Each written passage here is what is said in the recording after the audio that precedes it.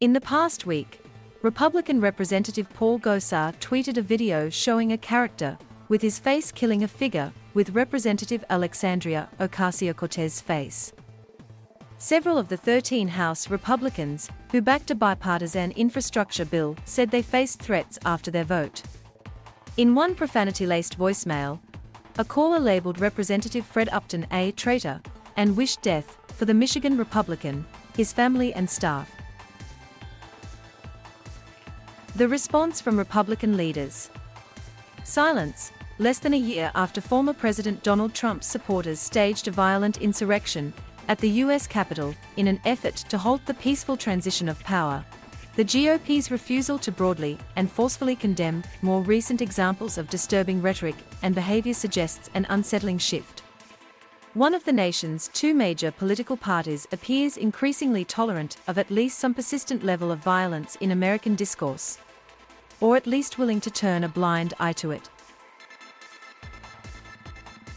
In an interview, GOP Representative Liz Cheney, who has emerged as a top Trump critic in her party, said Gosar should be censured for his continued indefensible activities.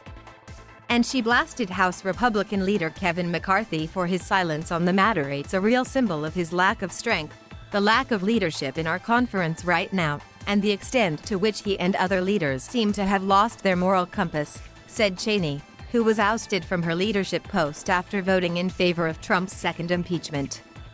In a moment where you've got an avowed white nationalist in Representative Gosar who has posted a video advocating the killing of another member, the idea that our leader will not stand against that but that he's somehow going after and allowing attacks against 13 members who are conducting themselves in a serious and substantive way is really outrageous.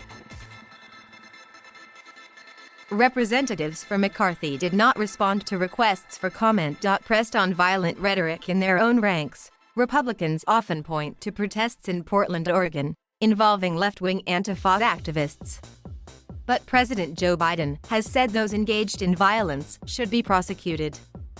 And in 2018, then-House Democratic leader Nancy Pelosi criticized fellow California Democratic Representative Maxine Waters for calling on supporters to harass Trump administration officials.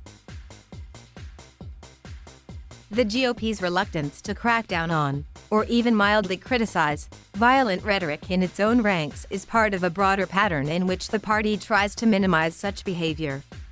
Gosar removed the tweet aimed at Ocasio-Cortez, but the Arizona congressman and his digital director said those offended by his tweet should relax.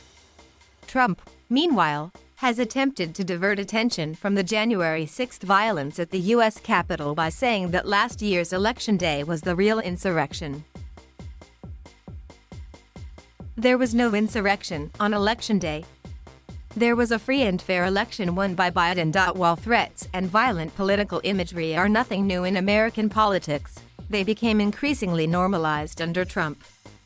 The former president embraced violence as a political tactic from the earliest days of his 2016 campaign, egging on his supporters to rough up protesters who interrupted his rallies. At one point during a speech, he called on them to knock the crap out of potential disruptors, and even promised to pay their legal bills. In office, Trump mocked having U.S. officials shoot at people trying to cross the border illegally and spoke of the good old days when he said police could rough up suspects without impunity. He labeled the press the enemy of the state and praised as "my type" the now Montana governor who physically assaulted a reporter. In 2017, Trump tweeted a doctored World Wrestling Entertainment video that depicted him body-slamming and pummeling wrestling promoter Vince McMahon, whose face had been replaced by a CNN logo.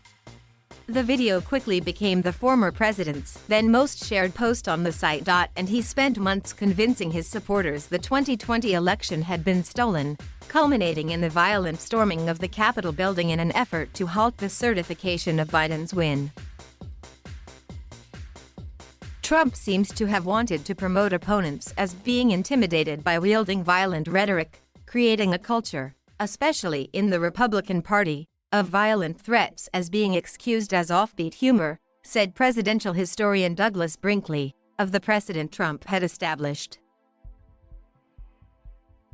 Nonetheless, He said that having a congressman threaten somebody, whether it's in a cartoon or words, puts a target on her back knowing that AOC is facing serious death threats, and then to turn it into a meme or a dark twisted fantasy joke is reprehensible.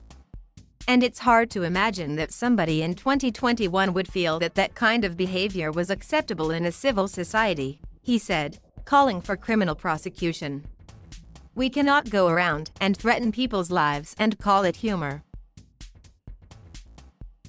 Former Democratic Representative Gabrielle Giffords, who suffered extensive brain damage during a 2011 assassination attempt, said threats against political figures have no place in our democracy. Not only do they threaten the personal safety of our public servants, their staff, and their families, they undermine the very foundation of our democracy, she said in a statement. All leaders must decisively condemn violent rhetoric and threats in our politics, and recognize the danger to our democratic process posed by armed threats, harassment, and intimidation.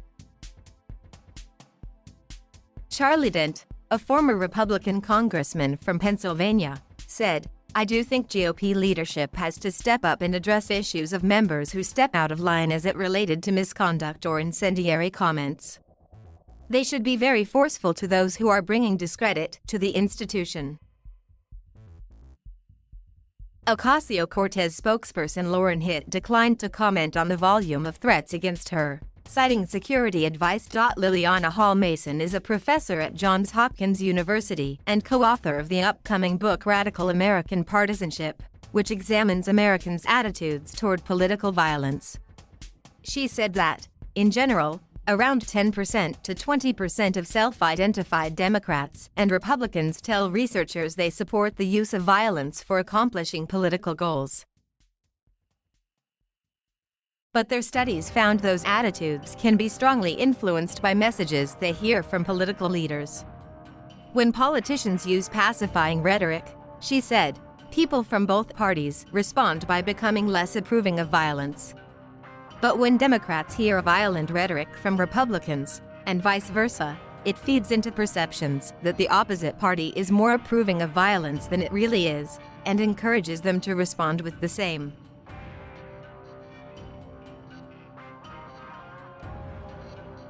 Thank you for watching. Please subscribe